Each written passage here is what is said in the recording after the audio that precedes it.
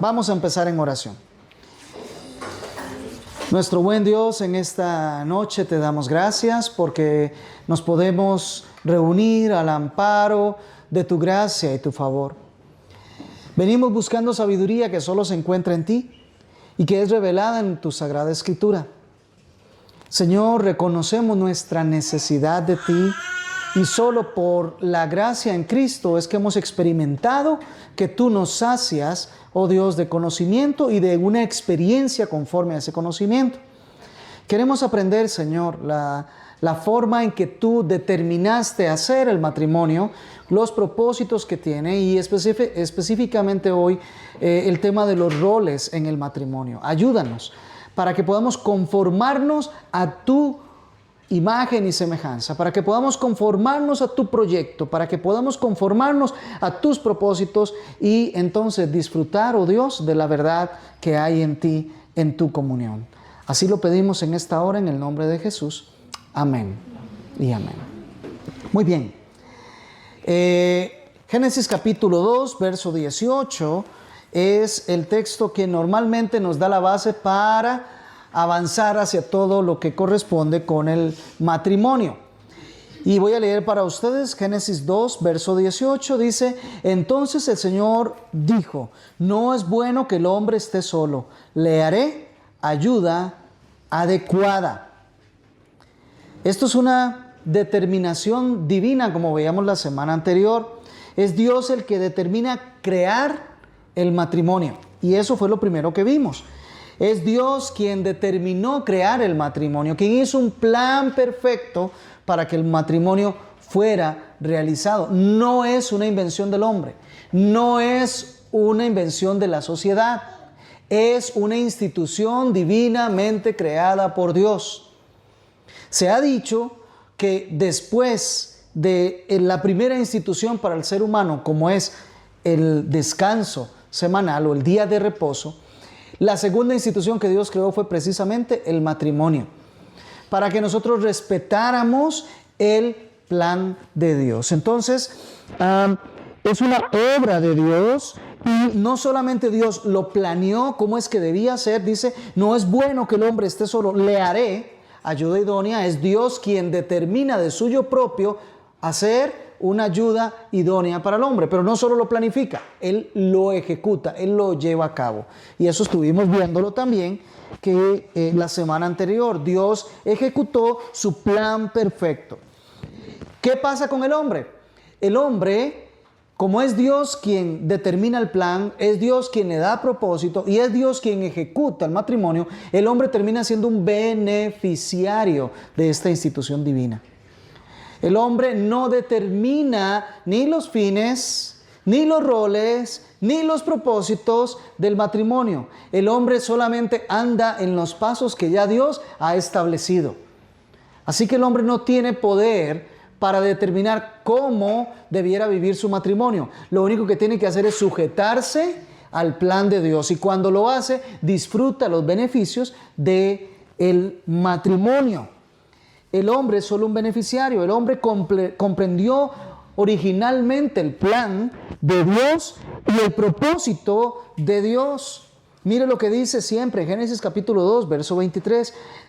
El hombre dijo, esto es ahora hueso de mis huesos y carne de mi carne. Será ella llamada mujer porque del hombre fue tomada. El hombre está bien claro en que Dios fue el que lo hizo, Dios fue el que la trajo y Dios es el que estableció un propósito. El hombre, mientras viva en el plan de Dios, va a disfrutar los beneficios del matrimonio, las bondades de esta institución, que fue lo que estuvimos viendo la semana anterior. Después también vemos que hay un plan de Dios en donde Él señala cuáles son las bases para el matrimonio, los fundamentos del matrimonio, sobre lo que se establece. Y dice el verso 24, siempre en el capítulo 2 de Génesis: por tanto, el hombre dejará a su padre y a su madre, y subrayen ahí dejará.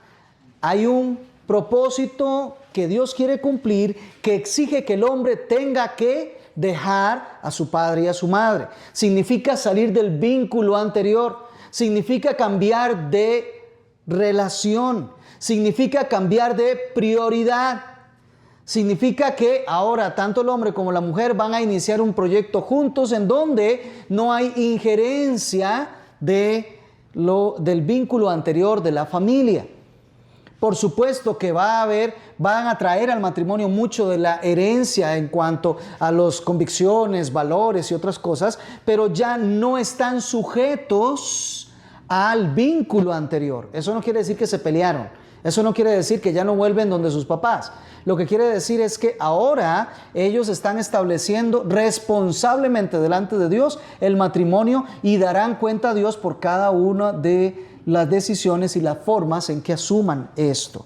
Dejará. Y después dice, y se unirá a su mujer. Es un acto que habla de comunión, que habla de unidad, que habla de unirse, de ya no ser dos individuales, sino que se unen. Y finalmente dice, y serán, o llegarán a ser, o lucharán constantemente por ser una sola carne.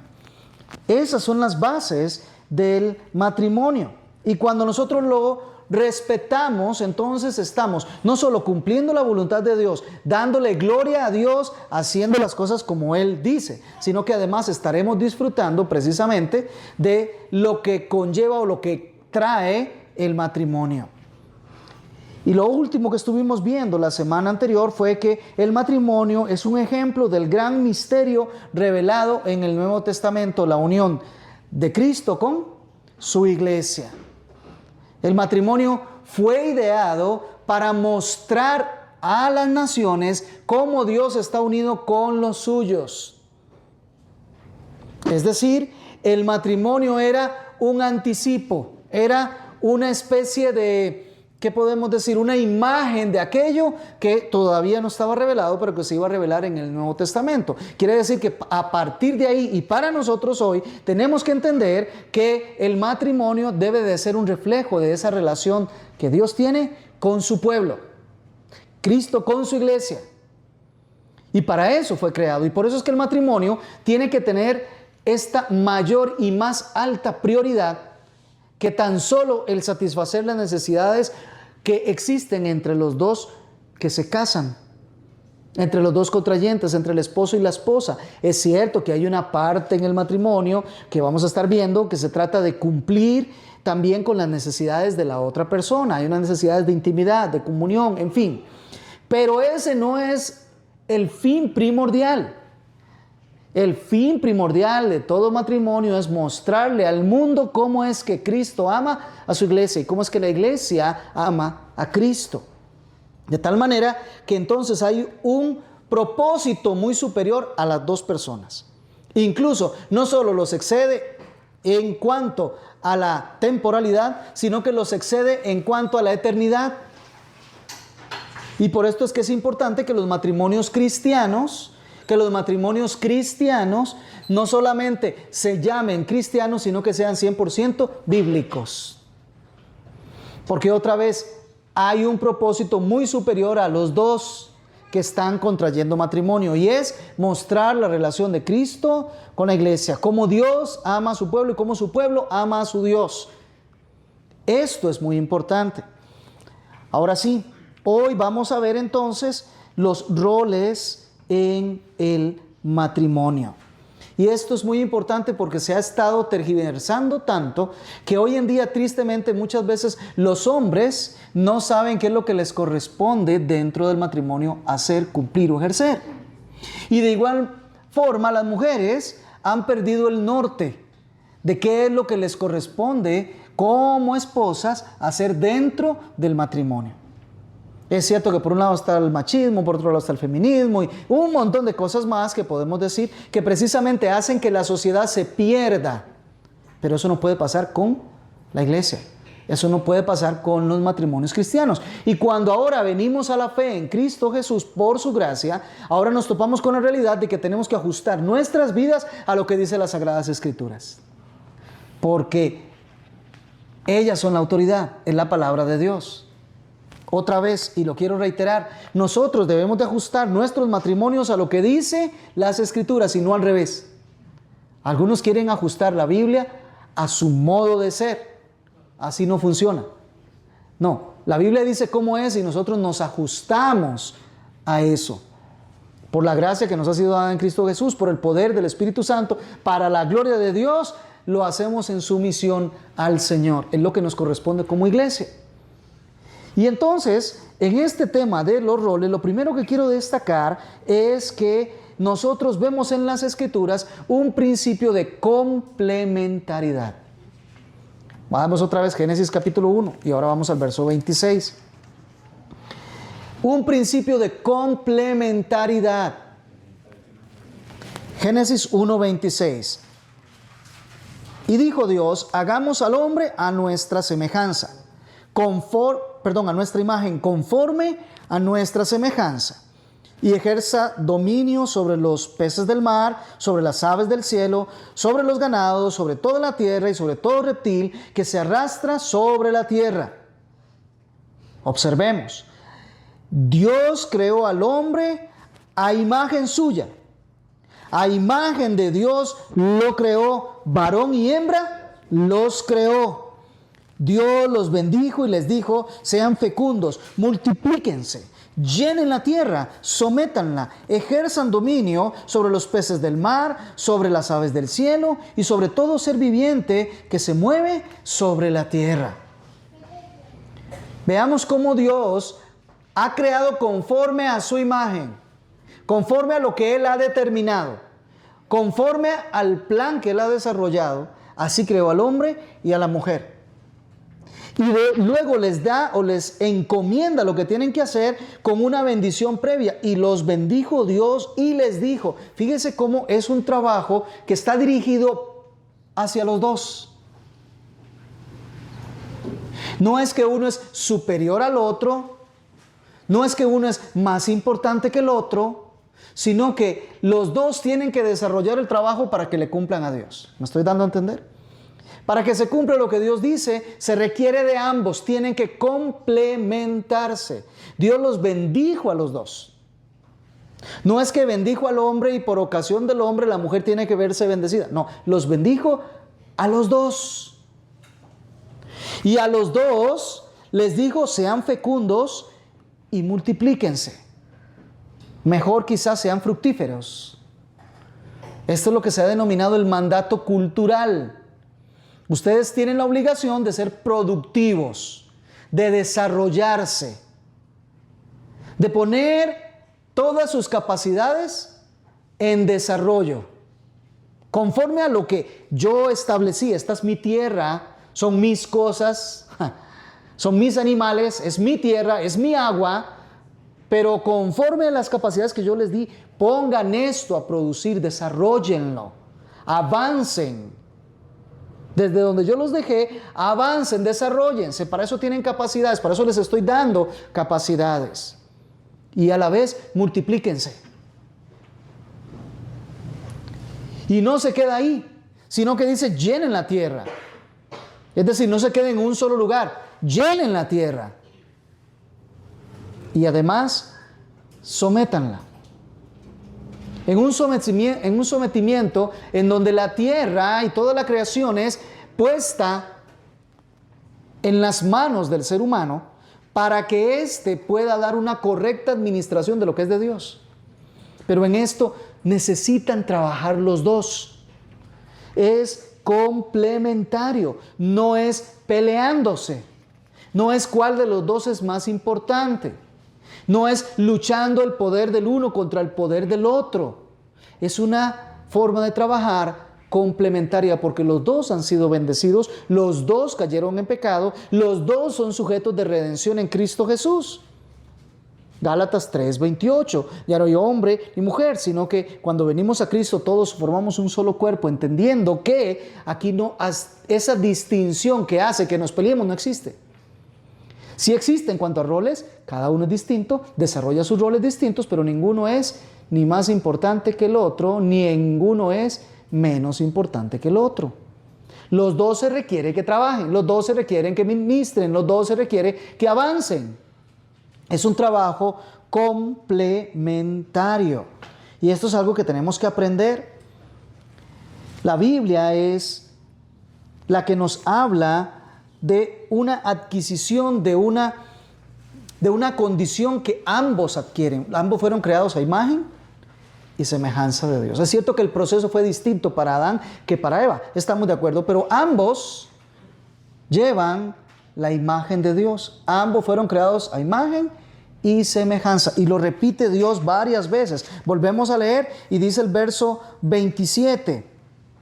Bueno, vea el verso 26. Hagamos al hombre a nuestra imagen y conforme a nuestra semejanza. Verso 27. Dios creó al hombre a imagen suya, a imagen de Dios lo creó, varón y hembra los creó. Entonces, ¿fueron creados a imagen de quién?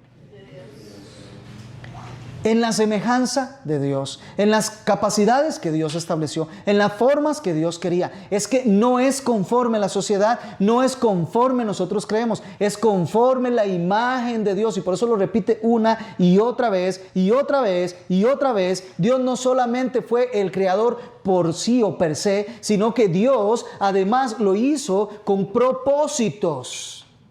Fue un plan determinado. No fue que Dios dijo, ok, qué bueno sería que hubiera un hombre, que hubiera una mujer, la voy a creer y ya. No, es que hay todo un plan detrás de esto, hay todo un propósito detrás de esto, que los dos tienen que entender que tienen que cumplir porque son hechos a imagen de Dios.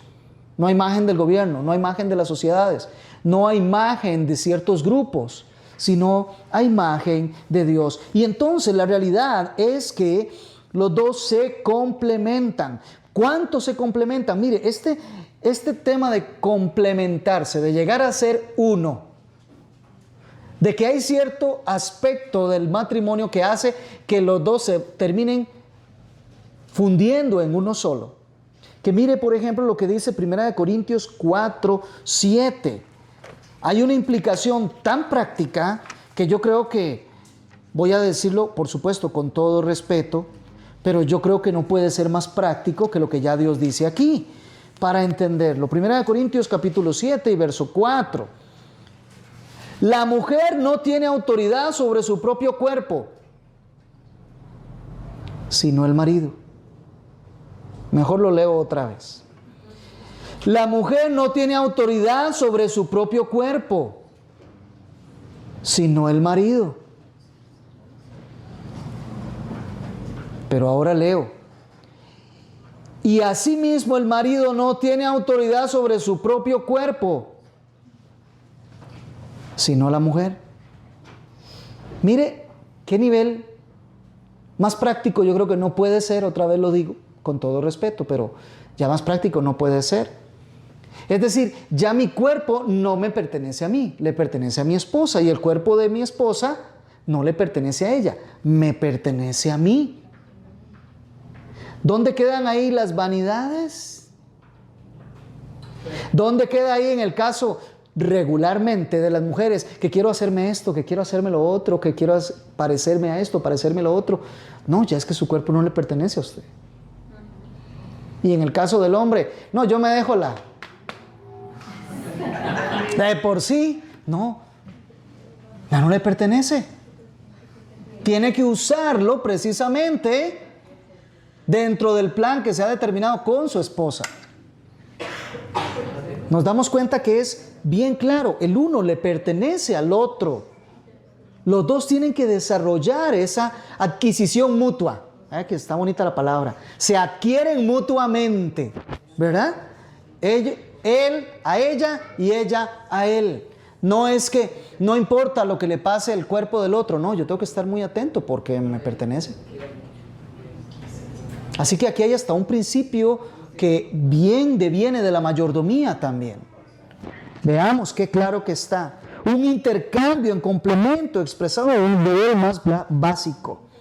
¿Esto qué implica? Que hay principios que gobiernan las responsabilidades del esposo y principios que gobiernan las responsabilidades de la esposa para que se logre la unidad. Hay cosas que él tiene que hacer. Hay cosas que ella tiene que hacer para que se logre la unidad. No funciona con solo uno operando, ¿verdad? No funciona con solo uno haciendo. Es un trabajo en conjunto, es una labor mutua. Por eso no puede ser que se piense, en el caso de cualquiera de ellos, yo voy a crecer y yo voy a desarrollarme en cierto ámbito dejando el otro botado. No puede ser. ¿Me doy a entender? Tenemos que caminar en conjunto. Tenemos que desarrollarnos juntos. Tenemos que hacer el proyecto conforme nos hemos determinado ambos. Ambos.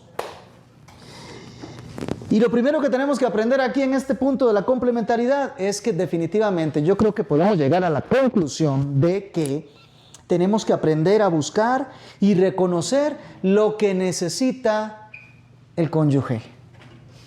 Lo que necesita el esposo o necesita la esposa. Quiero que vayamos ahí a Proverbios, capítulo 20. Y si yo le hiciera la pregunta a los que están casados, ¿usted sabe qué es lo que hay en el corazón de su esposa?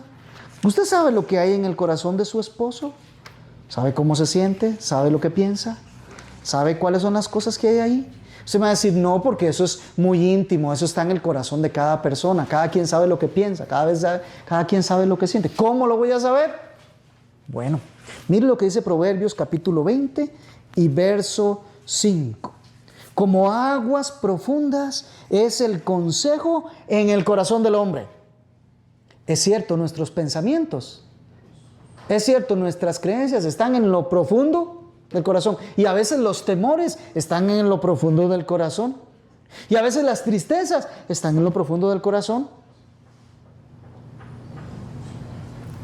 ¿Y qué con eso? Y el hombre de entendimiento lo saca. No los suyos, los que tiene la otra persona. Es decir, hay una obligación que tenemos los esposos, hombres nosotros, de buscar y hurgar en el corazón de nuestras esposas. Hay que ir a meternos ahí para ver qué encontramos. Porque tiene que haber esa complementariedad, porque tiene que haber esa unidad. Ahora le pregunto a las esposas, exactamente lo mismo. Les toca ir a hurgar, a ver qué hay en el corazón de ese esposo. Somos bien rápidos para juzgar, ¿verdad que sí? Vemos una conducta o vemos una palabra y de inmediato, es que es esto, es que está así, es que pensó de esta manera, es que no quiere, es que... No, somos facilísimos para juzgar. Pero la Biblia me dice que yo lo que tengo que hacer antes de juzgar es ir a hurgar en el corazón para ver qué es lo que hay ahí. Para ver qué es lo que está motivando, qué es lo que hay en ese corazón. Es necio, y yo creo que podemos decir muchos de nosotros hemos sido muchas veces necios, hablar antes de saber bien qué es lo que está pasando. Normalmente acusamos de una vez, normalmente juzgamos de una vez, pero la Biblia me dice que lo primero que tengo que hacer es ir a hurgar en el corazón de la otra persona. ¿Por qué reaccionó de la manera que reacciona? ¿Por qué habla ahí? ¿Cuáles son sus temores? ¿Cuáles son sus gustos? ¿Cuáles son, sus miedos? ¿Qué es lo que sintió? ¿Por qué actuó de la manera que actuó? Y aquí es donde tenemos que tener ese esfuerzo, tenemos que dar cada uno de nosotros por buscar reconocer qué es lo que hay en el corazón de la otra persona. Porque vamos a trabajar juntos. Es un complemento. Nos tenemos que complementar. ¿Y cómo yo voy a complementar el corazón de mi esposa si no sé ni cómo piensa? Si no sé qué es lo que ella quiere. Si no sé cuáles son las cosas que están pasando por su cabeza. ¿Cómo va ella a complementarme si ella no sabe para dónde voy? ¿Cuáles son los propósitos, las metas? ¿Qué es lo que yo pienso? ¿Cuáles son mis gustos? Y aún, agarrémoslo un poco más profundo. ¿Cómo yo voy a ayudarle a ella a salir adelante de sus pecados si yo no sé cuáles son los pecados que ella tiene de pensamiento? ¿Cómo ella me va a ayudar a mí si ella no sabe cuáles son esas áreas débiles de mi vida? ¿Cómo vamos a ser complementarios?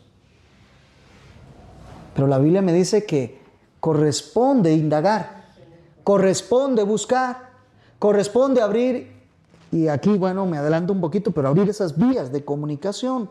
Esta responsabilidad descansa en ambos. Y otra vez, ¿cuál es el paradigma? ¿Cuál es el parámetro? ¿Cuál es, por decirlo de alguna manera, el paradigma, el estándar para nosotros? Bueno, la forma en que Cristo nos conoce a nosotros como nuestro esposo y nosotros como su amada esposa. ¿Cómo nos conoce? por encimita o Él conoce hasta lo profundo que hay en nuestros corazones? Y ahora viene la pregunta al revés. ¿Conocemos lo que hay en el corazón de Cristo? Esa pregunta nos pone un poco complicados, ¿verdad? Porque si decimos que no, pudiera ser que precisamente lo que estamos revelando es que nosotros no hemos estudiado el corazón de Cristo para saber qué es lo que dice.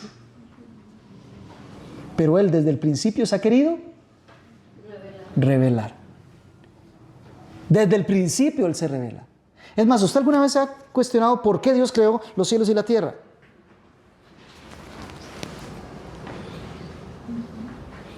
¿Por qué los creó?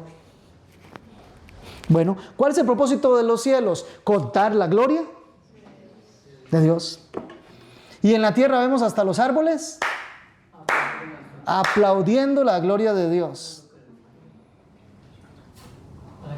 Entonces, ¿para qué creó los cielos y la tierra? Para que fuera visible aquello que tal vez nosotros nunca íbamos a percibir, su gloria. Para revelarse, para darse a conocer, para que le veamos en el esplendor de su gloria. Y cuando leemos Juan capítulo 1 dice, y vimos su gloria, gloria como la del unigénito del Padre. Él, Jesucristo, nos ha dado a conocer al Padre. Él ha revelado quién es. Y Él ha revelado lo que hay en su corazón. ¿No es cierto? De tal manera amó Dios al mundo que dio a su Hijo unigénito para que todo aquel que en Él cree no se pierda, mas tenga vida eterna. ¿No estás viendo el corazón de Dios ahí? El corazón de Dios palpitando por los suyos, que dio a su Hijo unigénito para que todo el que creyera fuera salvo y no se pierda. Ahí está el corazón de Dios. Y si seguimos viendo, en las Escrituras encontramos el corazón de Dios completamente revelado, el corazón de Cristo Jesús revelado. Lo encontramos. Entonces, tal como nosotros debemos de conocer el corazón de Cristo, el corazón de Dios, no solo porque está escrito en un documento, sino porque ese documento me dice cómo yo puedo observar y experimentar ese corazón de Dios. Así es como el esposo y la esposa tienen que llegar a conocerse el uno al otro, hurgando, metiéndose en lo profundo, leyendo hasta lo más hondo para ver qué es lo que hay. Y a modo solamente de ejemplo de cómo funciona, no es que yo sea y mi esposa seamos un ejemplo, pero cómo funciona. Antes de que nosotros, mi esposa y yo nos casáramos, cuando estábamos en la universidad, pasábamos largas horas no en clases. Siempre nos escapábamos, ¿verdad que sí? Eso no pudimos terminar la universidad. Pero ¿dónde nos encontraban quien nos buscaba? Estábamos ahí, en el comedor o en los pollitos, el pollo de afuera del comedor, conversando. ¿De qué estábamos conversando? ¿Qué queríamos hacer cuando nos casáramos? ¿Qué nos gustaba? ¿Qué no nos gustaba? ¿Cuántos hijos queríamos tener? ¿Dónde queríamos vivir? ¿Qué queríamos hacer? Era hurgando en el corazón del otro, abriéndonos para ver qué es lo que había. ¿Qué es lo que sí gusta? ¿Qué es lo que no gusta? ¿Qué es lo que vamos a...? Ese es el grado que nosotros necesitamos aplicar de el Proverbio capítulo 20, verso 5. Y esta responsabilidad descansa en ambos. No es solo él que tiene que ver investigar qué es lo que hay en el corazón de ella, sino ella investigar qué hay en el corazón de él también. Y es cierto, a veces los hombres somos como muy calladitos y como que no hablamos, pero es nada más de que metan bien la llave y abran la puerta, eso es todo. ¿Verdad? Eso es todo. Las mujeres quizás esa parte se les facilita un poco más, pero todos estamos necesitados de que se nos entienda, que se nos escuche. Así que es responsabilidad de ambos. Ambos deben excavar para encontrar la información que permita entonces irse complementando y no cada quien yendo en su propio camino, cada quien haciendo lo suyo y tropezándose cuando se encuentra que por ahí chocó con el camino del otro. ¿Verdad? Debemos tener presente lo siguiente. Dios proveyó a Eva para Adán, pero no solo para hacer ayuda. No solo para hacer ayuda, sino para que fuera su compañera, para que fuera su complemento. Y Adán lo entendió. he aquí, hueso de mis huesos, carne de mi carne. Por eso, conforme el varón se llama así, ella será llamada varona, porque salió de él. Él está entendiendo una identificación plena, una compañera que no tenía. Ya cuando nos vamos al capítulo 2, nos damos cuenta que él no tenía esta compañera, él estaba trabajando y para él no se halló ayuda idónea. Él necesitaba a alguien con quien conversar, porque si no, imagínense, solo él sabía hablar, solo él podía tener una comunicación efectiva con Dios, pero y con todo el resto de la creación no había nadie con quien más hablar, hasta que vino aquella que fue idónea para él, adecuada para él, para complementarse, para comunicación, para ser compañeros. Ahora, esto necesariamente implica una relación íntima, mutua, otra vez, íntima. Uno de los grandes males que no solamente nosotros lo hemos experimentado por la consejería que hemos dado, sino porque realmente así es usual, muchos consejeros escriben de lo mismo, es que a veces los matrimonios llegan con el problema de que los esposos se sienten desconectados el uno del otro. No se entienden el uno al otro. Dejaron de tener una intimidad que sí termina manifestándose también en el hecho de que dejan de tener hasta relaciones entre ellos, relaciones físicas. Pero es que la desconexión comenzó mucho tiempo antes. Y ella comenzó a reservarse y él comenzó a reservarse y ninguno se interesó por lo que había en el corazón del otro. Y ahí van cada día haciéndolo más complicado, porque entonces él en el trabajo se encuentra una compañera que sí le entiende sus problemas íntimos y comienza a contárselos. Y ella lo propio también en su lugar y da lugar a más cosas y más cosas. Porque se descuidó el tema de la comunión íntima. De eso que solamente hay entre ellos dos y nadie más. De eso en donde Jehová es el único o el mayor de los testigos. Mire lo que dice Malaquías. ¿Se acuerdan de Malaquías? Capítulo 2, verso 14. Mire qué testigo tiene todo matrimonio. Y ustedes dicen, ¿por qué?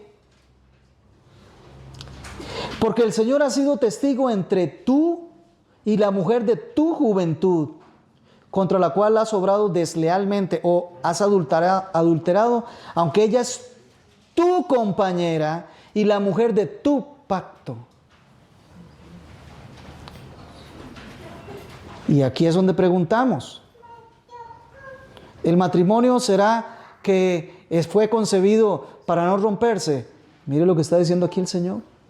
Él ha sido testigo entre tú y la mujer de tu juventud, contra la cual tú has obrado desleal o infielmente, aunque ella es tu compañera y la mujer de tu pacto. Delante de Dios hay una unidad que no se rompe, porque cada día hay una plena identificación. Pero eso tiene que irse construyendo. Recuerda, serán los dos una sola carne. Serán habla de un proceso que tiene que irse cumpliendo en el futuro. Dejará el hombre a su padre y a su madre. Eso ocurre, se deja, se une a su mujer, pero ahora hay una meta en común. Hay que procurar ser una sola carne. Hay que procurar esa identidad. Hay que procurar el estarse comunicando. Hay que abrir el corazón. Hay que luchar por esos espacios de comunicación. Eso hay que estarlo haciendo continuamente. Los esposos, entiendas, esposo y esposa están unidos para complementarse, es decir, el deseo de satisfacerse mutuamente, lo cual implica un compañerismo íntimo, un compañerismo mutuo. No solo uno de los dos debe de buscarlo, debe de ser de ambos. Así es como funciona, así es como se cumple. Requieren conocerse y tal como Cristo ha hecho en las Escrituras, revelarse el uno al otro continuamente qué es lo que hay en el corazón, qué es lo que hay en el corazón, qué es lo que hay ahí. Ahora, eso no quiere decir que todo lo que se revela al corazón es bueno. Eso no quiere decir que todo lo que se revela del corazón es correcto. Eso no quiere decir que todo lo que se revela del corazón es algo positivo. Muchas veces se van a revelar cosas que no son correctas. Pero ¿cómo vamos a saber si estamos errados? ¿Cómo vamos a saber si las cosas no son correctas si no las revelamos? Si no las sacamos.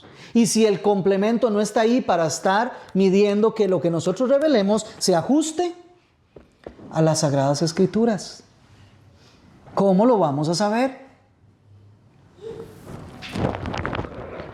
Requiere conocerse, revelarse el uno al otro como Cristo lo hizo con la iglesia. Y usted me dice, ¿y qué hay que conocer ahí? Mire, ahí hay que conocer necesidades. ¿Qué necesidades tiene el otro o la otra? Hay que conocer intereses, qué es lo que le interesa, qué es lo que le gusta y qué es lo que le disgusta. Hay que conocer gustos, hay que saber cuáles son sus metas, sus sueños, sus alegrías, sus penas, sus temores, sus problemas, su forma de pensar.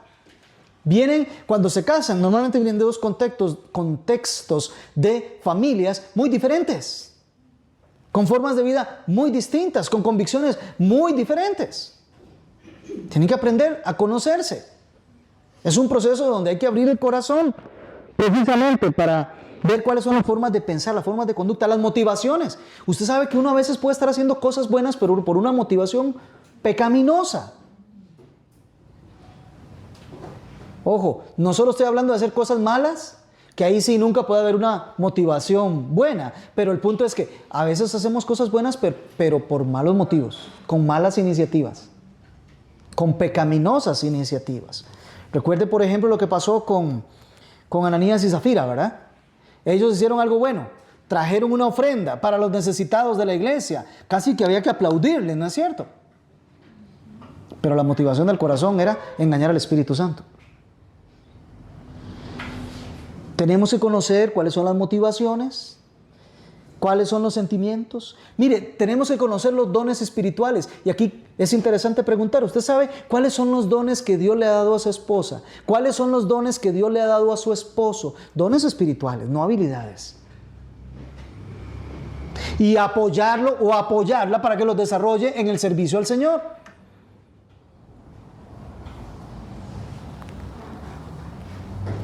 ¿Sabe que tenemos que aprender a conocer a la otra persona? ¿Cuáles son sus tentaciones? ¿Para estarle poniendo la cascarita de banano? Sí, si eres el hijo del diablo. Si eres el hijo de Dios es precisamente para ayudarle en tiempos de tentación a que no caiga. A buscar cómo no se produzcan los tiempos de tentación.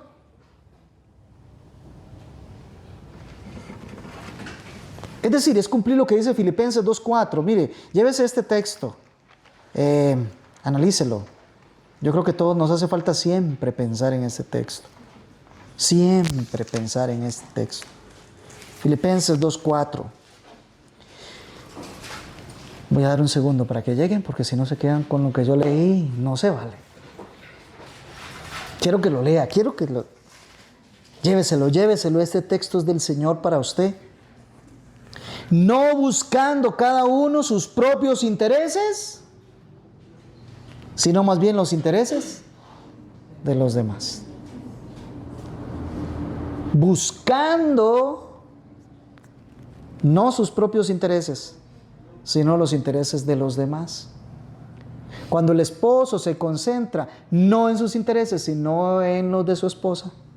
Y cuando la esposa se concentra no en sus intereses, sino en los del esposo. Bueno, primero que nada se está desechando el orgullo, ¿no es cierto? El egoísmo y todas esas cosas. Pero más que nada se está cumpliendo con la ley de Jehová. Y además se están satisfaciendo mutuamente en sus necesidades, en sus intereses, en sus gustos, en sus prioridades. Entonces, estas son cosas que tenemos que ir poniendo en práctica. Hay que vencer obstáculos para esto, sí. Obstáculos como cuáles, como el miedo. Es que qué miedo si se da cuenta, es que qué miedo si me conoce esta parte. Abra su corazón. No hay otro lugar donde lo tenga que hacer, es ahí. Obstáculos como cuál, como el egoísmo y el orgullo, sí. Pensar solo en yo, ¿verdad? El yo y todo para mí. Pero también la pereza. A veces nos da hasta pereza. Eso es un gran obstáculo. El conocer lo que hay en el corazón de la otra persona. Porque requiere tiempo, requiere sentarse a conversar, requiere dejar de hacer cosas, requiere dejar de hacer lo que me gusta, poner atención, abrir el corazón. Y otras tantas más. Así que, si usted me dice hasta aquí que es de importancia, mire, es sumamente importante que la comunicación sea una comunicación efectiva. Practicar la comunicación efectiva o asertiva, ¿verdad? Que es una palabra que se utiliza mucho. Una comunicación asertiva. Eso es lo que permite que un matrimonio refleje la comunicación de Cristo y la iglesia. Cristo está todo el tiempo comunicándose con su iglesia. Todo el tiempo. Ya no tenemos que ir solo los domingos para escuchar a quienes tienen el rollo, que lo abran, que nos lean y ver cómo nos quedamos con esa comunicación toda la semana. No. Ahora tenemos en nuestra propia casa y de diferentes maneras, aún hasta en el teléfono celular, a Cristo comunicándose con nosotros, hablando con nosotros en todo momento. Y nosotros por medio de la oración también nos estamos comunicando con Él en todo momento. No importa lo que estemos haciendo, no importa lo que esté ocurriendo en el país, no importa lo que esté pasando, nosotros podemos comunicarnos con Él en todo momento y en todo tiempo. Él saca su tiempo para con nosotros.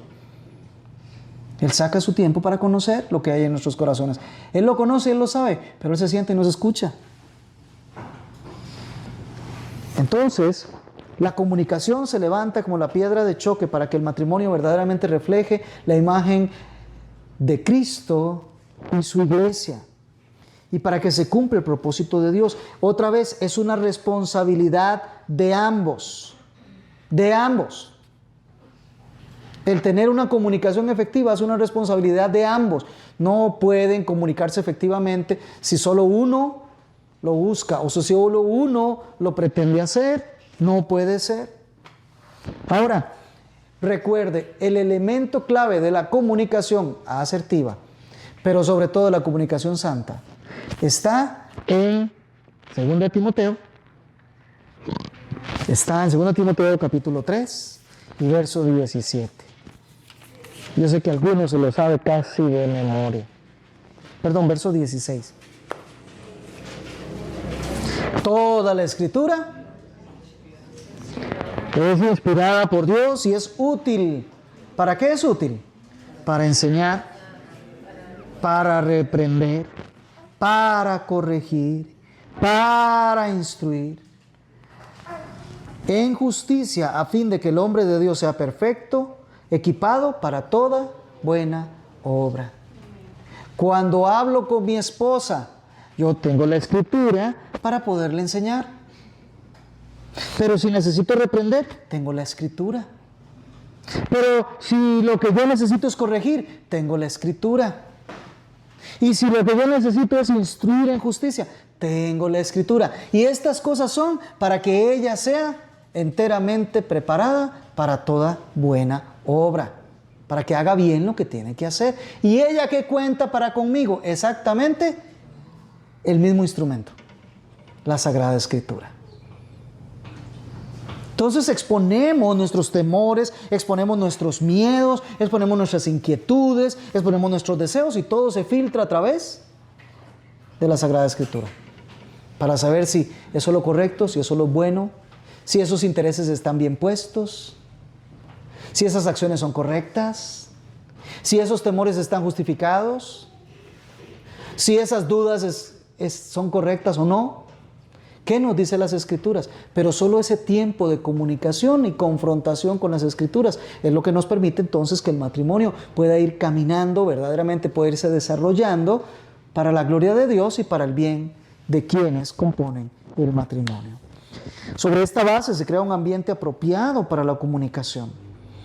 Y si usted me dice, ¿cómo qué temas es importante que hablemos? Ahora que usted dice las Escrituras, mire, si hay algo importante que tienen que hablar, muy importante que tienen que hablar. Un primer tema que tiene que estar siempre presente, ¿sabe cuál es? La doctrina.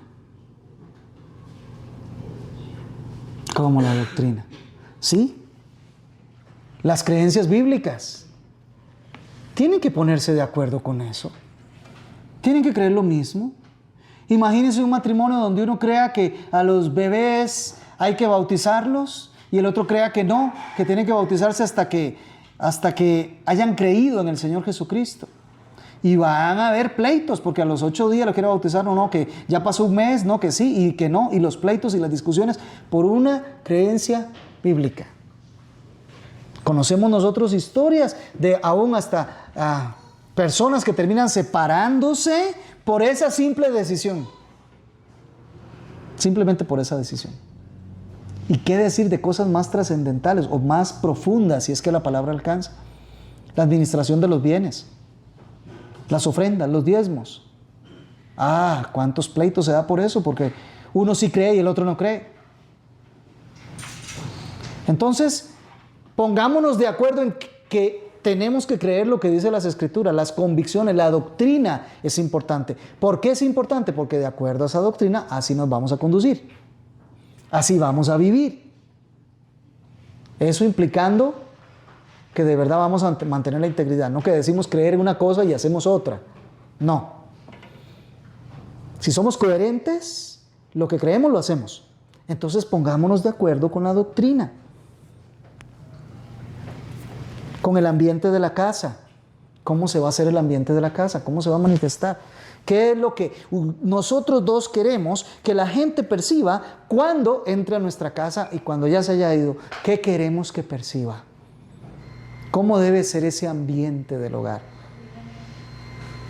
Mire, ¿de qué otro tema podemos hablar? Los hijos, ¿cómo los vamos a criar? Ya sabemos que es en disciplina y amonestación del Señor. Bueno, ¿qué medidas vamos a tomar? ¿Cómo lo vamos a hacer? ¿Cómo lo vamos a practicar? ¿Ve? El trabajo, la familia extendida, los amigos, los ministerios, las metas, todas estas cosas. Quiero que regresemos a Proverbios, pero vamos ahora a Proverbios capítulo 15. Proverbios capítulo 15. Y vamos a leer el verso 2. Y vea lo que pasa cuando nosotros hablamos con sabiduría, con conocimiento. Dice aquí, la lengua del sabio hace grato el conocimiento. Qué hermoso es hablar con alguien que es bien sabio, ¿verdad? Le pasa a uno el conocimiento y uno lo recibe tan alegre. Ni cuenta se da uno que está recibiendo conocimiento. Porque la persona sabia sabe hablar, sabe expresarse, lo hace correctamente, lo hace en términos bíblicos. Y entonces nosotros recibimos con agrado. La lengua del sabio hace grato el conocimiento. Pero ¿qué pasa cuando el necio habla? La boca de los necios siempre habla sandeces. Oiga, esa es la impresión que tenemos todos, ¿no es cierto? Un necio puede llegar a decirnos algo que es verdad, que nosotros creemos que eso es pura necedad porque sabemos que es un necio. Pero en cambio, al sabio siempre le escuchamos con atención. Siempre ponemos atención, siempre ponemos cuidado. Porque tiene una forma tan agradable de hacernos conocer, aunque estamos en pecado y que estamos haciendo algo mal, pero nos lo dice con gracia, con misericordia. El sabio sabe cómo hacerlo. Pero vamos al verso 28. El corazón del justo habla sin pensar. ¿Dice así? No, ¿verdad? Dice, el corazón del justo medita para responder. Piensa antes. ¿Pero qué hacen los impíos? La boca de los impíos habla lo malo. Piensa, medita, habla con sabiduría, busca lo que hay en el corazón, no saca conclusiones de una vez, busca ser complementario, no pelearse, no tener siempre la razón, ser complementario, escuchar, atender. ¿Por qué está pensando así? ¿Por qué será que reaccionó de esta manera? ¿Qué es lo que hay en el corazón? Porque le preocupa más el corazón que la reacción en sí misma. Es el famoso tema con los chiquillos, así como alguno que anda por ahí que pega un grito. Y uno dice, un momentito, ¿qué es lo que hay en el corazón? Uno dice, chiquillo, más desobediente. Un momentito, vamos a ver, ¿fue desobediencia o es que hay otra cosa en el corazón? Y vas a ver, y tal vez el niño a la par tenía un alacrán o tenía alguna cosa. Entonces no es que es un indisciplinado. El sabio piensa antes, medita, busca. ¿Cuántas veces le ha pasado esta escena de que el esposo llega del trabajo a la casa y llega y se encuentra que la esposa está que se la lleva la ira?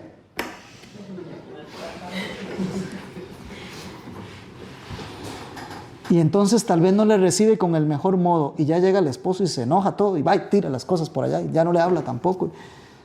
Pasan arrancados y él no supo tener la sensibilidad de poder ir a preguntar a ver qué es lo que estaba pasando.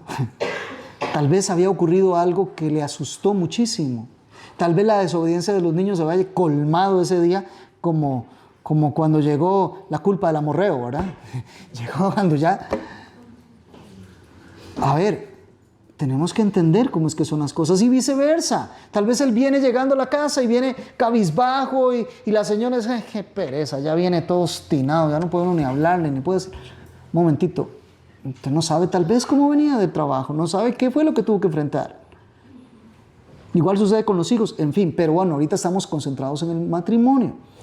Entonces, ¿cómo podemos complementarnos cuando conocemos lo que hay en el corazón de la otra persona? Entonces podemos actuar de manera que llevemos las cosas hacia la santidad, que lo hagamos bien, que nos entendamos el uno al otro. Por eso es que es claro, tenemos que ser complementarios. Esto es sumamente importante. Y bueno, no voy a entrar al próximo punto que eran los roles, pero vamos a seguir la otra semana, Dios mediante, con los roles. Lo primero es en los roles, somos complementarios. Aquí no va a haber lucha de los hombres al poder o las mujeres al poder.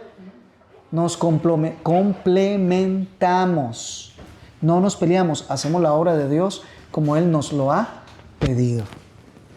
Ahora sí, se abre la oportunidad para que dentro de lo que hemos conversado, si alguno tiene alguna pregunta, pues bien, y si no las preguntas, si gustan, las vamos a dejar ahí y al final, mejor las respondemos la otra semana, porque si la gente quiere mantener la privacidad, la pone ahí, pues ya todos vemos quién fue. Pero si no, las recogemos ahora al final y la otra semana comenzamos respondiéndola. Si alguien tiene alguna inquietud ahorita, y entonces aquí nos ayuda el del micrófono, de lo que hablamos ahora, de lo que hablamos la semana anterior.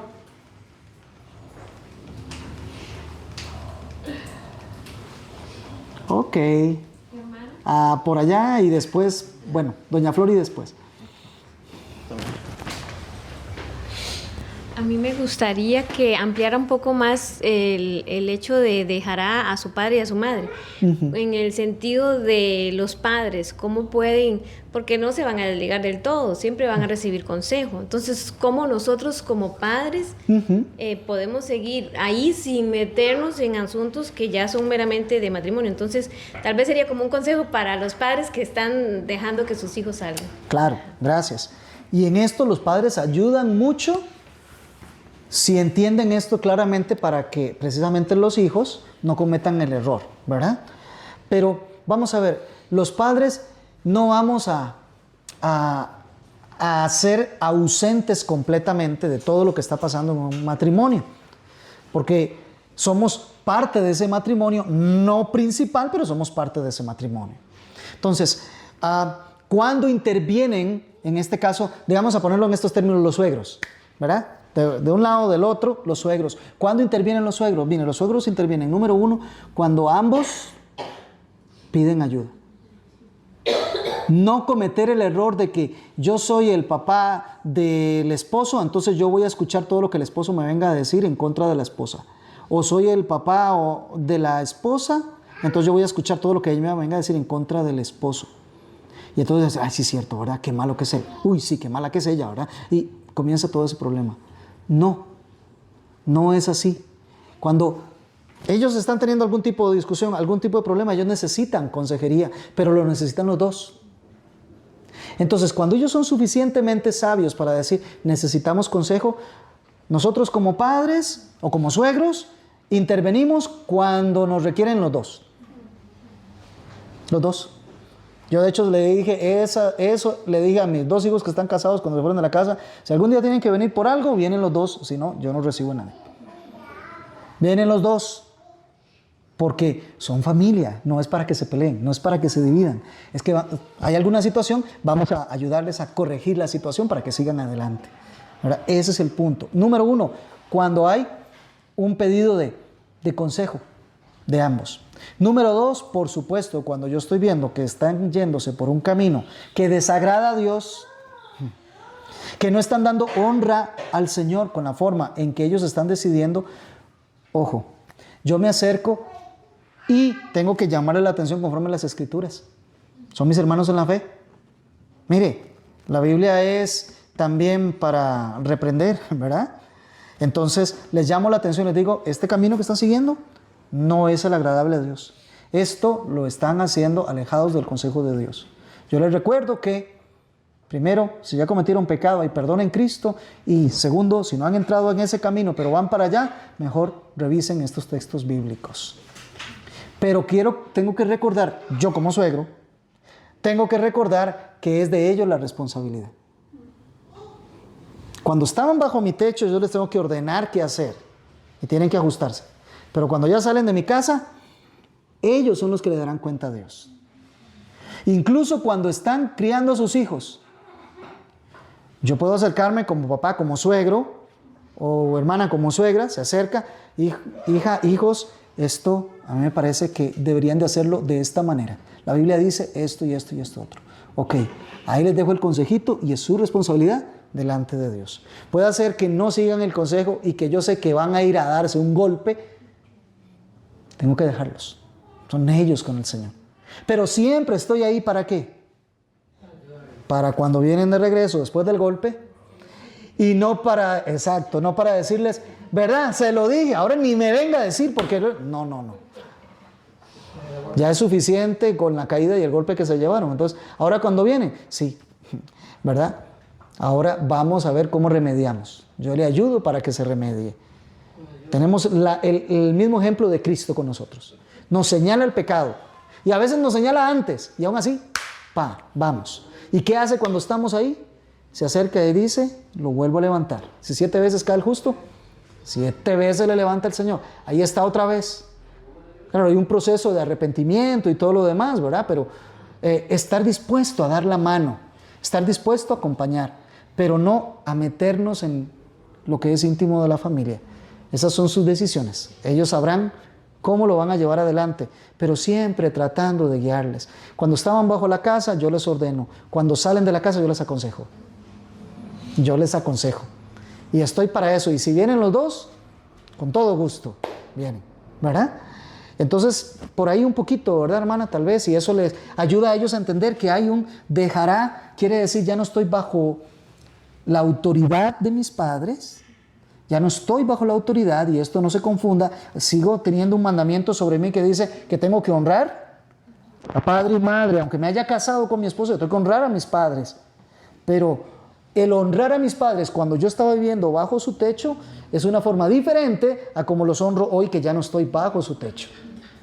Hoy que no estoy bajo su techo, la mejor forma de honrarlos es siguiendo a mi Señor Jesucristo.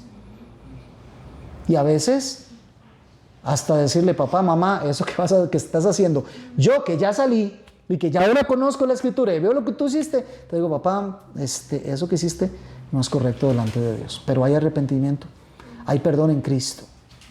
Y hasta ahí, ¿verdad? Entonces, más o menos esa es como la relación, ir dejando, ya la autoridad no está, la imposición no está, la mano para ayudar está, el consejo está, pero ellos deciden, ¿verdad? La hermana Flori iba a intervenir. ¿A dónde hablo? Sí, no está. No era la situación que citó antes usted digamos, de cuando llega el esposo, si llega bravo o digamos, si la esposa está brava, ¿qué actitud debe asumir cada uno, digamos? ¿En cuánto tiempo para hablarle? Porque en el momento en que llega ofuscado, sea cualquiera que de los dos, ¿verdad? Creo que en ese momento pues no se podría. Ok. Aquí es un tema muy, muy sui generis, dice, ¿verdad? Muy caso puntual. En términos generales sabemos que tenemos algo en la Escritura que dice que la blanda respuesta quita la ira, ¿verdad? Entonces, aunque a veces a uno lo vienen a atacar y a veces uno siente que lo vienen a atacar por los términos en que están usando o la intensidad con que le están diciendo las cosas, recuerde que uno puede responder con paz, en paciencia. Uno puede responder sin ira, porque yo seré responsable de cómo respondí, no cómo me atacaron, sino cómo yo respondí. Pero se da la situación de que en ocasiones, sí, hermana, es sabio, y ahí solo, otra vez, el ir conociendo al esposo y la esposa con el transcurso del tiempo nos vamos dando cuenta. Hay ocasiones en donde sabemos que la situación está muy explosiva y la mejor decisión es, bueno, no voy a hablarte ahorita, voy a darte un chance. Ahora conversamos en un ratito, voy a cambiarme, voy a hacer otra cosa, sabiendo que eso va a permitir que baje un poco la intensidad de lo que está pasando. Particularmente todavía mejor si soy yo el que estoy muy disgustado y viene entrando la otra persona o me topo con la otra persona, yo puedo decirle, mire, ahorita estoy un poco alterado, deme un rato, deme un chance para que conversemos. Se lo pido con tranquilidad, porque yo tengo que resolver mi situación delante de Dios. Y es que eso es así. Yo tengo que ir porque me enojé o me iré por algo, pero yo tengo que ir delante de Dios para ver si esa ira es correcta, para ver si está bien o si está mal. Y si está mal, decirle, bueno, Señor, perdóname tú, y a aquellos que yo pude haber ofendido por mi actitud o mis palabras, tengo que pedirles perdón porque me enojé pecaminosamente. Y ahora sí, ir a conversar con mi esposo o mi esposa. Pero siempre el tema es, hermana, lo dictará mucho la situación en particular y cómo ya esa pareja sepa que lo puede manejar. Incluso yo aconsejaría lo siguiente: cuando no esté enojado ninguno de los dos, siéntese a conversar qué va a pasar cuando están enojados. Planéenlo desde antes. Mire, esposa, ¿qué pasa si yo un día llego a la casa y la veo que usted está como muy alterada por las cosas? ¿Qué es lo que a usted le gustaría más que yo hiciera? ¿Que le preguntara qué hacer? ¿Que le interviniera? ¿O que le diera un chance para que usted respire un poquito más y yo mejor le respeto eso para que... También, o sea, el ir a interpelar a alguien cuando está muy enojado quizás es hasta darle la oportunidad de que peque más, porque va a decir cosas que no son. Entonces hasta sabiamente es decirle cuál es la mejor forma. Y de igual manera yo decirle, esposa, cuando yo estoy muy alterado, algo por el estilo, yo le voy a pedir que por favor usted me dé unos minutos para que yo me baje esto y entonces ya yo pueda conversar más en tranquilidad. Pero se puede conversar antes. Otra vez, la comunicación es importante, ¿verdad? Para que eso se ocurra.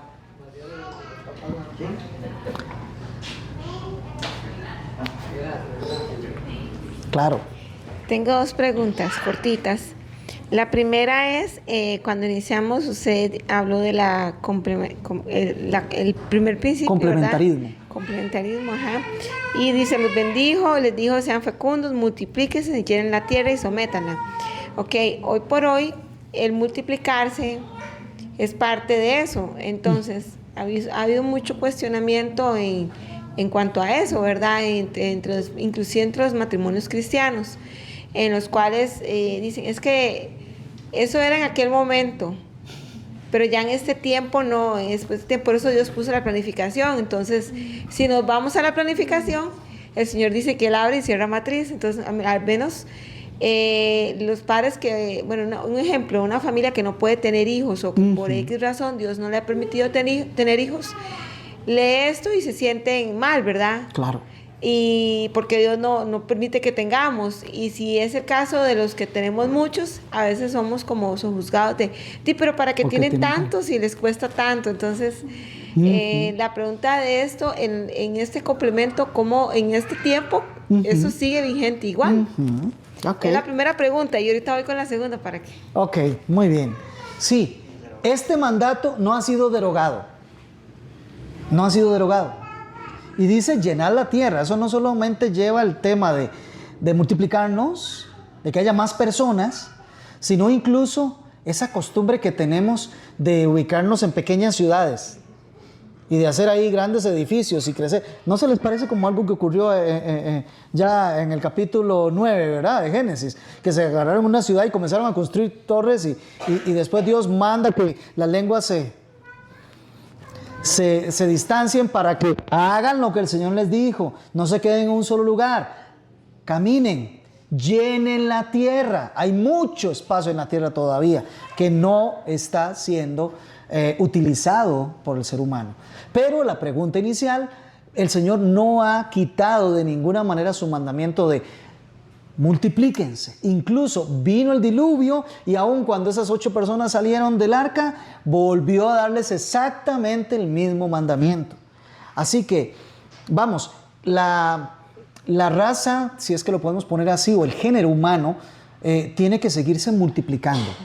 Eso es una orden de Dios como un mandato para toda la humanidad. Ahora, no podemos dejar de lado que en ocasiones es la voluntad de Dios que haya parejas o personas que no sean fecundas, que no pueden tener hijos.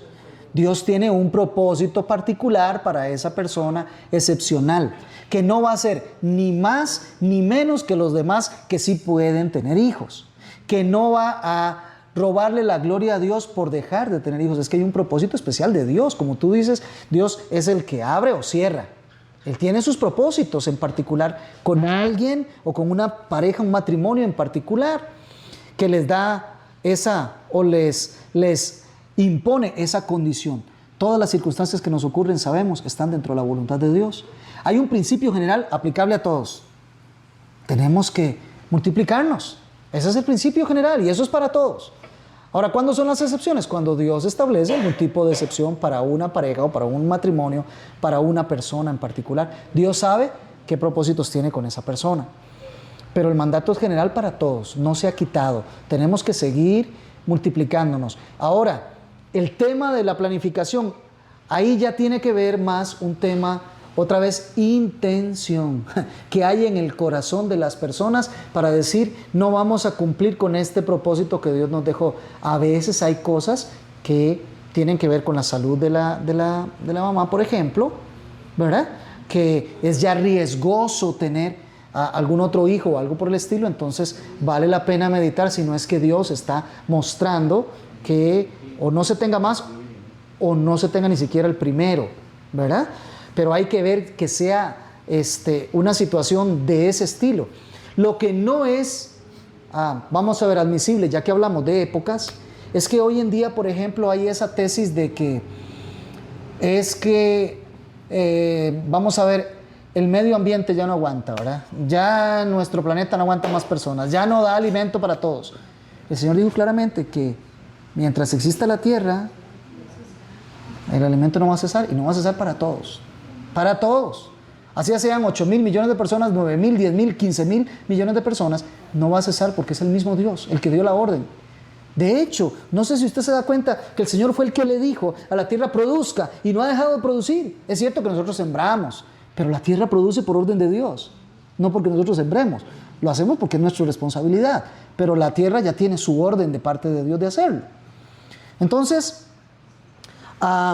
esos temas de que es que ya hay muchas personas, que es que no alcanza, y que entonces si Dios da para todos, ¿qué pasa con la gente de India o de África que no come? Es que la voracidad de unos le quita el alimento a los otros. Eso no es un problema de Dios, no es un problema de mala distribución de Dios, es un problema de que el egoísmo, el deseo por más, la codicia, hace que unos pocos, sean en el gobierno, sean en grandes empresas como sea, hacen lo propio para que los demás no reciban lo suyo y ellos lo acaparen. Eso ya es un problema que no es de Dios, es un problema del hombre que no quiere compartir y que quiere tener más y le quita a los que menos tienen. Pero ya, eso son políticas y otras cosas que no tienen nada que ver con Dios. Que es que hoy tenemos que tener familias ecológicas. Si acaso un niño, y si no, cuando mucho, 2 niños, ¿verdad? Porque es que de ahí no alcanza, las cosas son muy caras y todo lo demás. ¿Será eso o será que ese esposo y esa esposa quieren vivir la vida de lujos que no quieren compartir con sus hijos? Yo prefiero pasar viajando todo el tiempo, prefiero comprarme el carro del año, prefiero vivir en la casa más lujosa, comer lo más caro, en vez de compartir, bajar todo ese nivel y compartirlo con 1 o 2 niños más que son mis hijos, para que ellos puedan crecer, aunque yo no pueda comprarme el carro del año. ¿Me entiende el punto? Es el egoísmo del corazón del hombre el que le lleva a postular cosas como esas. Que nuestro medio ambiente se está deteriorando. Mire, lo está haciendo desde que el pecado entró a la humanidad. Lo leemos en Romanos. La misma creación gime y está con dolores de parto esperando la manifestación de los hijos de Dios, porque vanidad fue sujeta precisamente porque el hombre la sujetó a su vanidad. El pecado está dañando el medio ambiente y lo ha venido haciendo desde el primer día hasta hoy. Cardos, espinas. Eso es parte de lo que cayó como maldición por el pecado. Así que tengamos 1, 2 o 3 o 5 o 6 u 8 hijos, eso no cambia la realidad de que el pecado está dañando toda la creación, pero gloria al Señor que un día vendrá cuando el Señor restituya todo a la gloria que alguna vez tuvo. Y después de esto vendrá el tiempo final cuando todo sea perfeccionado. Entonces, no son argumentos que nosotros bíblicamente podamos decir son válidos. No están en las Escrituras. El Señor sigue sustentando cada una de las vidas. El Salmo 139 nos dice que el embrión de cada persona ve los ojos de Dios y Dios está supervisando todo lo que está ocurriendo ahí en el vientre de la madre, donde ningún ser humano, ni siquiera los médicos han logrado determinar cómo es que ahí se produce un ser humano. Pero Dios está supervisando todo lo que está ocurriendo ahí. Cada ser humano lleva la imagen de Dios, por eso todo ser humano es valioso, no importa la condición en que esté, que sea un bebito, que sea un anciano, todos tenemos el valor de tener la imagen de Dios. Eso es lo que nos hace importantes, eso es lo que nos hace proteger la vida humana, porque Dios está manifiesto ahí, estropeado por el pecado, de acuerdo, pero ahí está una imagen de Dios y es lo que Él quiere, que sigamos reproduciendo su imagen, es lo que Él quiere, que sigamos teniendo eso. Así que hermana, no se ha quitado esa orden. Esta siguiente también es como una petición de extender el tema de comunicación asertiva, porque nos pasó en algún momento que teníamos un líder que pues trabajaba psicóloga y todo, entonces nos dio herramientas de comunicación asertiva. Ajá. Y cuando las poníamos en paso, acabamos más bien por lo mismo, porque la comunicación asertiva es como, lo que entendíamos es como, no juzgamos, sino que, yo veo en ti tal cosa, y entonces eso me siento así. Entonces era como los pasos para el termómetro de cómo estaba y todo el asunto, y acababa más bien uno peleando. Entonces uno quedó como, ¿se usa esta herramienta o no se usa? Muy interesante. Si por comunicación asertiva significa no señalemos lo que está mal o diciendo que está mal, entonces eso no es lo que nosotros vemos en las Escrituras. En las Escrituras nosotros tenemos que señalar el pecado cuando está. Pero si por comunicación asertiva utilizamos la palabra acertar, es decir, decir la verdad como tiene que ser, entonces estamos correctos. Es decir, recuerda que la Biblia nos manda que nosotros tenemos que decir la verdad, pero no se queda ahí. Tenemos que decir la verdad en amor, matizado por el amor. Entonces, es cierto, yo tengo que decirle a mi hijo, mire, esto que usted está haciendo es pecado, delante de Dios está mal, esto trae la sanción de Dios. Así que no es que cometiste un error, no es que podrías mejorar tu conducta, no es que esto es pecado y tiene que eliminarlo porque a Dios no le agrada. Ahora, recuerde que en Cristo Jesús hay perdón cuando hay arrepentimiento de pecados. Y no solo perdón, restauración. Y usted puede cambiar esa actitud por la actitud contraria, por lo que Dios quiere que usted haga. Le muestro que este es el camino. Entonces le estoy diciendo la verdad, pero completa incluso. Le estoy diciendo que en Cristo hay perdón, que en Cristo hay arrepentimiento y que en Cristo puede transformar su vida. Que venga Él, que ahí encontrar las fuerzas para no seguir haciendo lo que está haciendo. Entonces se lo estoy comunicando la verdad, se lo estoy diciendo con amor y lo estoy haciendo completo, estoy aprovechando la oportunidad para darle el Evangelio. Cuando hablamos de ser asertivos, es de que le estamos diciendo la verdad a las personas, pero la verdad según la única verdad que existe, no según la sociología o la psicología, que hoy en día pretende quitar de las personas cualquier peso por culpabilidad. Y eso es solo una pretensión, porque nada más le dicen, mire, no tengo que decirle que está mal, pero sí podría mejorar esto, podría mejorar lo otro, podría mejorar aquí, podría mejorar... Lo que está mal, aunque usted le den consejos de cómo hacerlo bien. Usted lo que tiene que es darse cuenta qué es lo que está haciendo mal. ¿Me entiende? Eso es lo que usted necesita saber. Y la carga que trae cuando es pecado es que es pecado. Y eso no lo podemos quitar. Eso es lo que la psicología quiere quitar del ser humano. Que no sienta el peso o la culpa del pecado. Y entonces se lo disfraza, se lo perdona, culpa a la familia, culpa a la sociedad, culpa a un montón de cosas, pero que no lleve la culpa. Y al final del día, la persona sigue llevando la culpa porque es pecado. ¿Me entiende? Lo que hacen es maquillarle la idea para que, como un somnífero, no lo vea por un tiempito, pero después cae en lo mismo. Nosotros sabemos cómo se quita el pecado. Nosotros le decimos a la persona cómo se quita el pecado. Y con ello, la culpa del pecado. Entonces, para hablar de comunicación asertiva o efectiva, a lo que yo hago referencia es comunicar las verdades que están en la Sagrada Escritura, tal como están, con misericordia, con amor, y siempre recordando que cuando tengo que señalar el pecado, también tengo que señalar la gracia, para que la persona recuerde dónde está. O sea, no ganamos mucho. Imagínate que vayas por un camino, que se montan en el carro usted y su esposa, y van para alguna parte que nunca habían ido, y van instruyéndose por el Waze, un mapa, lo que sea, ya se hizo de noche, no hay gente, y ustedes llevan 30, 40 kilómetros, no saben exactamente, no hay ningún rótulo, no conocen nada. Y ustedes se topan a una persona, y usted dice, aquí, a este le vamos a preguntar. Él le va a decir, usted dice, mire, es que nosotros íbamos para tal lugar, y la persona le va a decir, no, está equivocado, por ahí no es. Aquí donde va, no es. Ok, ¿y qué hago con esa información? Solo decirme que no es no me ayuda a gran cosa. Dígame por dónde es. ¿Me entiende? Entonces cuando le voy a decir, bueno, ¿cómo puedo dar vuelta? ¿Qué tengo que tomar? ¿Cuánto tengo que devolverme para que me diga por dónde es que yo tengo que ir? Eso es lo que hace las Sagradas Escrituras. No te hacen ver como que solo cometiste un error. Te dicen, no, esto es pecado delante de Dios. Pero, cuando tú te arrepientes y buscas el perdón en Cristo Jesús, entonces no solo hay perdón de pecados, sino que te trae la ruta que sí debes de ir. Eso es lo que hace la Escritura. Eso es lo que hace la verdad. Entonces, es que usted está juzgando. No, yo no estoy juzgando. Fue el Señor el que ya dijo, esto que se está haciendo esta persona es pecado. No es que yo lo estoy juzgando. Yo no soy quien para juzgar. Yo no soy juez.